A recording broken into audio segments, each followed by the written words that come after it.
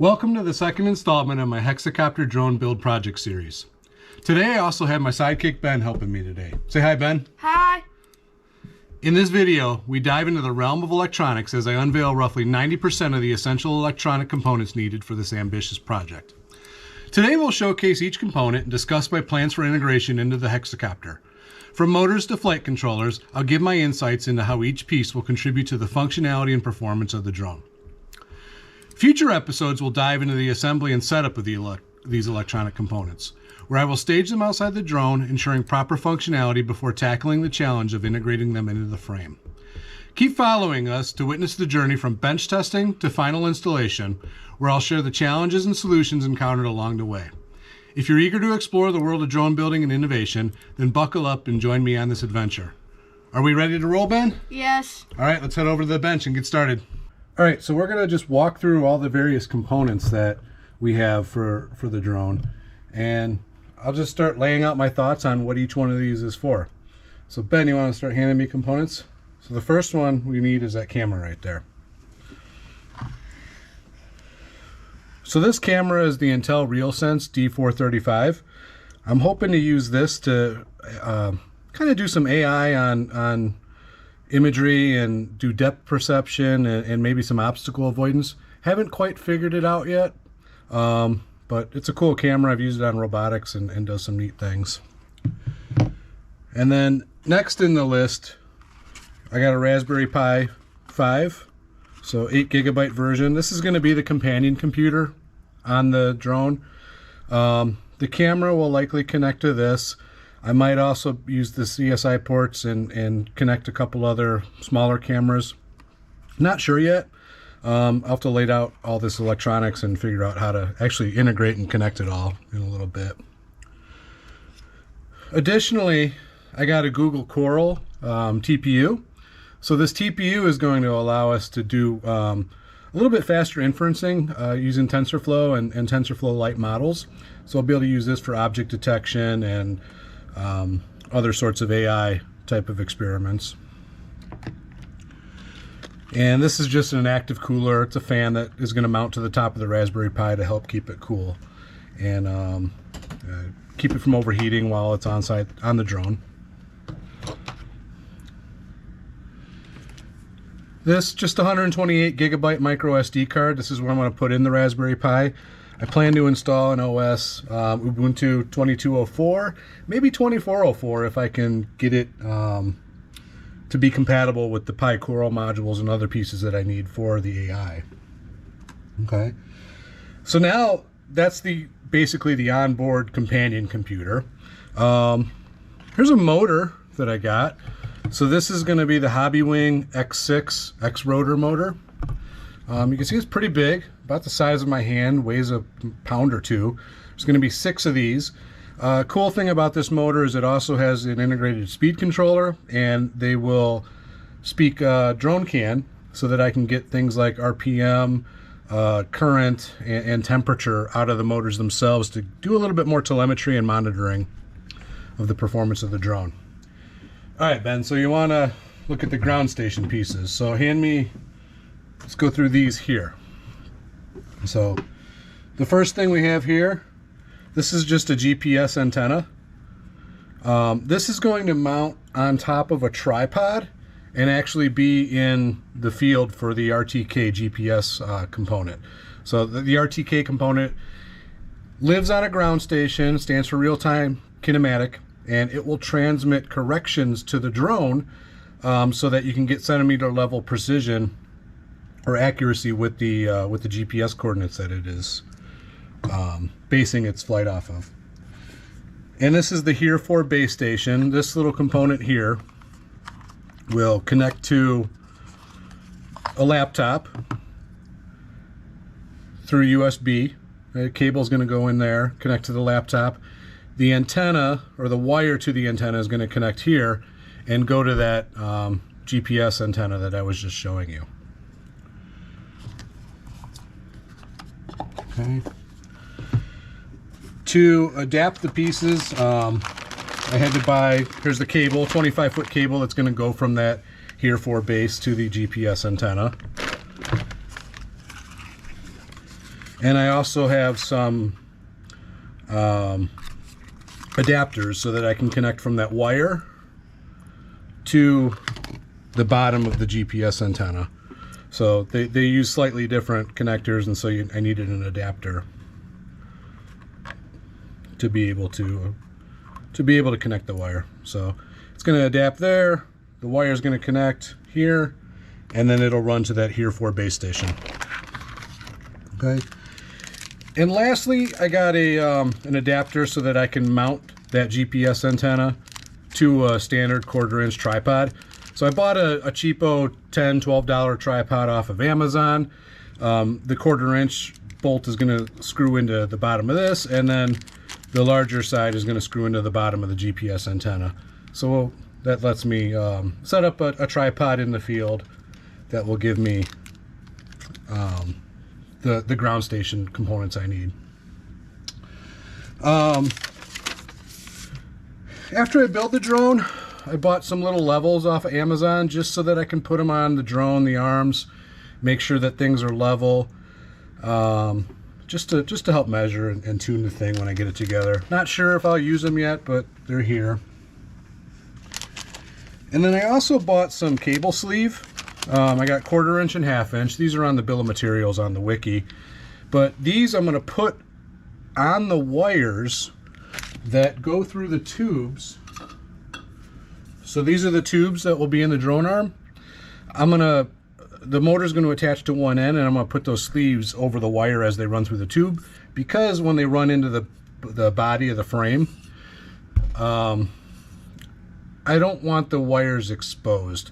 The arms actually fold down, and so I don't want them to get pinched in any of the movable components. And so I'm hoping these sleeves just add a little bit of extra protection. All right. Now I'm going to get to the flight control components. And so at the center of this, I got a Cube Orange Plus from CubePilot. This is going to be the microprocessor on the drone, and it runs RGPilot. Kind of open it up. I got it with the carrier board. I am going to replace the carrier board, though. I'll show you in a second, with a core carrier board. And hopefully this gives real good performance. It's a step up from the Pixhawk 5X that I had from Holybro. I'm going to try the CubePilot ecosystem on this build and see how I like it.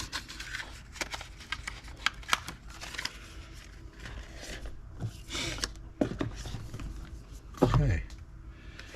This is the core carrier board that I was talking to you about. So the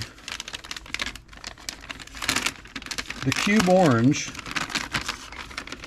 is going to get removed from its carrier board, and it is actually going to connect to the center here. And what this gives me is kind of simplified wiring, where I can connect my power from the battery straight to here. It will handle up to 60 volts, I believe. So I'll be able to use a 12S battery. It gives me all the breakouts for the different connections, the I2C, the CAN interfaces, the telemetry, serial ports. Plus it also has pads where I can solder the power to the speed controllers and the motors. It also has some interesting pins for like a 12 volts at the bottom here, where I believe I can attach some strobe lights and things like that for making the drone more visible at night and being able to orient it and so forth. So we'll see how this board works. It seemed like it was going to be a pretty nice add-on to be able to more effectively wire everything up.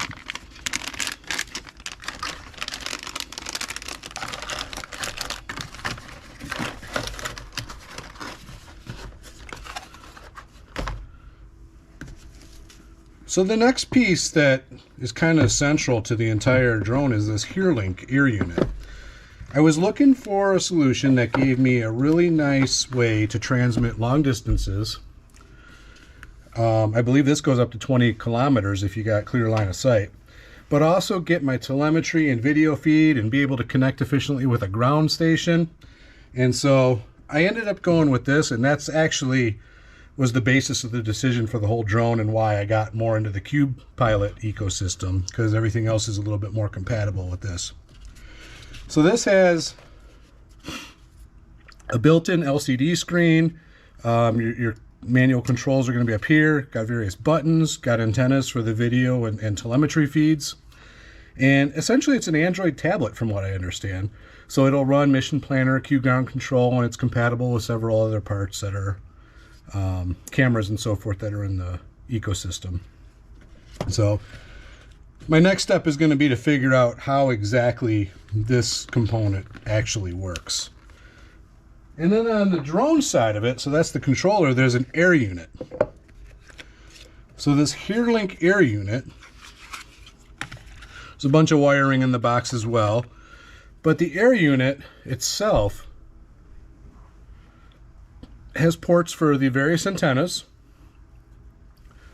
It has ports for HDMI feeds, so I'm going to be able to take, I believe, the video feed from the Raspberry Pi. So my hope is to pipe a video feed into the Raspberry Pi, run artificial intelligence and object detection and so forth on it, pipe it into the Herelink, kind of do an AR type of system, and get the video feed back on my ground station and be able to see what the drone is doing. Has a port for a micro SD card, and it takes 7 to 12 volts. So one of the components I don't have here today is a UBIC.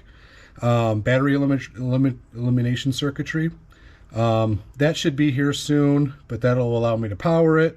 Got my USB connections and the telemetry that'll connect excuse me, that'll connect to the Cube Orange.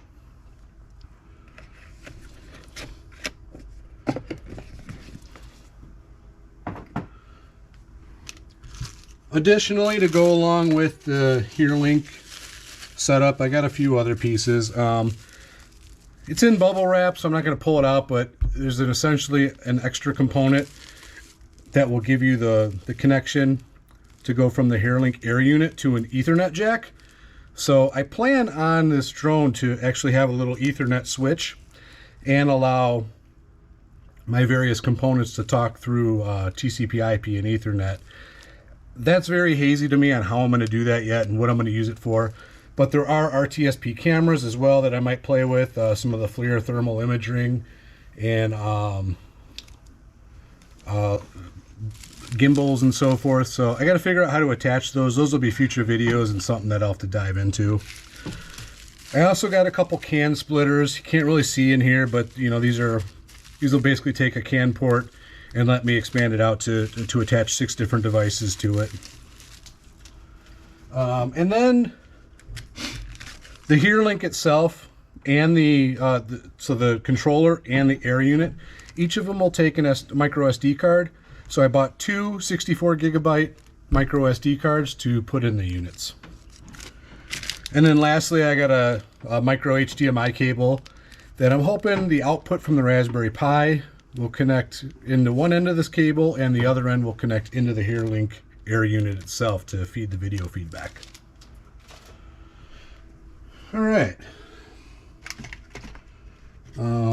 Another component I bought, I'm not sure if I need it or if it will work yet, but from IRLock, where I bought the Herelink unit, they have an upgraded antenna kit, and it basically puts the antennas on kind of a pivot and swivel.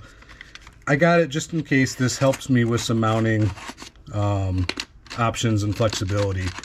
The other ones I believe need to get attached to the legs. They're flat. I really couldn't see how I'm going to do that yet.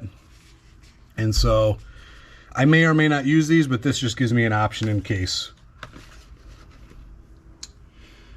All right. Additional parts that we have here. I've got the Here4 GPS unit. So this will be the GPS receiver that will be on the drone itself. And so this will plug into the CubePilot, or the Cube Orange, I'm sorry, and essentially we'll give it its GPS signal so that it can do position hold and fly pretty accurately. There's also a stand that it can attach to. Again, not sure if I'm going to use this stand yet. One end attaches to the GPS antenna, the other end attaches to the drone frame. But I also bought these pieces from RJX Hobby that are designed to clamp to the 30mm arm that the motor's attached to, and then you can attach the GPS antenna to the top of this. So I've got 2 of these to try as well. I kind of got to piece it together and figure out what's going to work best for me.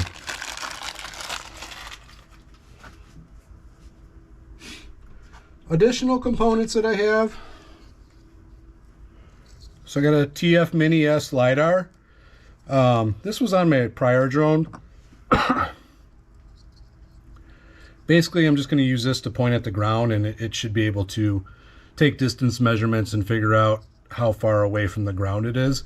I believe it'll detect up to 12 meters, so it'll help with landing and positioning at those points. I also got a HereFlow optical sensor. Not sure how I'm going to use it yet. I've never gotten this working, but it's something to play with that, again, will point down. It works in conjunction with the LiDAR, I believe, and will help also with positioning and stabilization of the drone. All right, what else do we have here? So I got this component to try from Flytron. They are strobe lights that can attach to the drone. So I only bought one right now. I believe they're 12-volt strobe lights. They're supposed to be really bright, and you can get them in different colors, red, green. This one is a white one that I bought. And my hope is to just see how they work and make the drone more visible. Have some flashing light patterns, maybe make it similar to how boats and airplanes work, where you got red on one side, green on another, so I can help see the orientation of the drone as well. So the goal is just to make the drone more visible and help with orientation as I fly it. And then lastly, some other parts that we have here. Just going to set these out. These are all on the bill of materials. But you need various cables and wiring and other components to help connect everything together. So what I have here are some USB cables, USB-C, USB-A, to try and ensure I can connect the components. Also get things connected to a ground station and so forth. I have a couple XT60 to XT30 connectors. Really, this was just to use some smaller batteries to power things as I lay this out on a bench. I don't think they'll be in the drone themselves. I bought some 5mm bullet connectors. I think I'm going to end up making connections from these off that core carrier board, and then put the other end on the motor power leads, and use these so that I can connect them together and pull it apart if needed to remove the motors or the carrier board. I've got some essentially cables that will turn 2 6-cell batteries into a 12-cell battery, so this will connect them in series. And this was just so that I can basically use 2 6-cell batteries as I develop and do some testing on the bench to see how this whole thing works before I invest in some of the more expensive 12-cell batteries or 12S batteries. I'm looking to get a smart battery, but haven't figured out which one I'm going to go with yet and what will fit the profile of my frame. When it comes to those smart batteries though, this is the connector I'm going to try and go with. It's an AS150 connector. It'll handle up to 150 amps. And it also has 4 pins in the middle of it where you can get a data feed. So the thought is, from a smart battery, I should be able to get the CAN data out of it for individual cell voltages, temperature of the battery, and so forth, along with the power. Feed that all into my microcontroller, and essentially stream that back to the ground station so I can get pretty accurate monitoring of the power of the system. This one here, This cable is just an XT90 to an AS150 connector because I have a bunch of 6-cell batteries that have XT90 connectors. Just while I'm testing, I'm going to use that to adapt it to an AS150 to see if I like this setup and how these connectors work. These are the actual battery leads. So I bought these wires. Again, they're on the bill of materials. I believe this is going to connect to the drone frame. So it'll be attached to the leg where I can plug a battery into it. The black and red wires will go to the core carrier board to apply power. And then here's the data cable that is actually going to feed the data and telemetry information from the battery. Okay.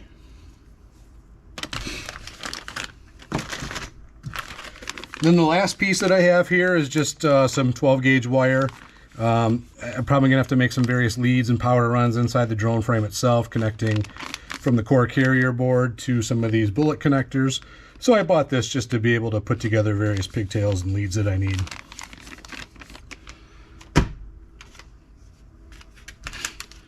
And then got some Loctite. We'll probably need that to use that on various aspects of the drone frame just to make sure some of these screws don't vibrate loose. And I have a CAN hub as well from Holybro. Not sure if I'll use this or those CAN splitters I was showing earlier. This one does have the benefit of being able to power it with 2 to 12S batteries to inject power into the whole bus. So hopefully that helps with some connectivity as well. And I think that is about it. I got a tripod here from Amazon. This is where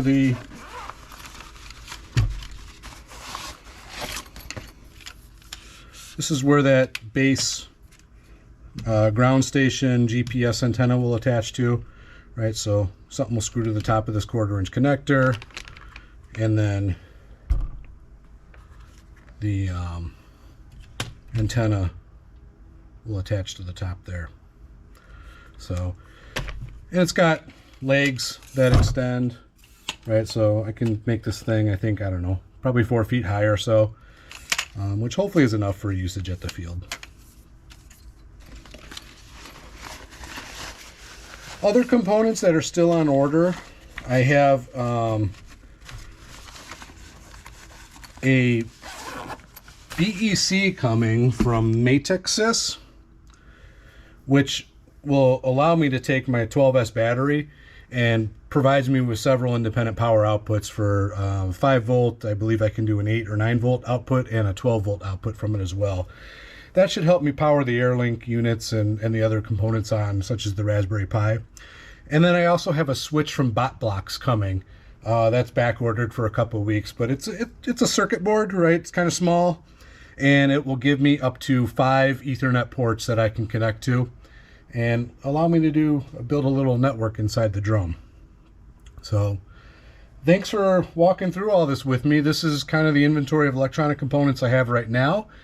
And next steps are to figure out how to put it all together and start configuring this stuff. So I'll be documenting and filming those steps as I proceed. All right, thank you. Bye-bye. Thanks for joining Ben and I in this exploration of electronic components for my Hexacopter drone build. Be sure to keep following me as future videos will dive into setting up and connecting these components. Check out the link in the description for detailed build logs, parts lists, and more on my GitHub repository. Stay tuned for the journey ahead, and don't forget to subscribe for updates on my progress. All right, say bye, Ben. Bye.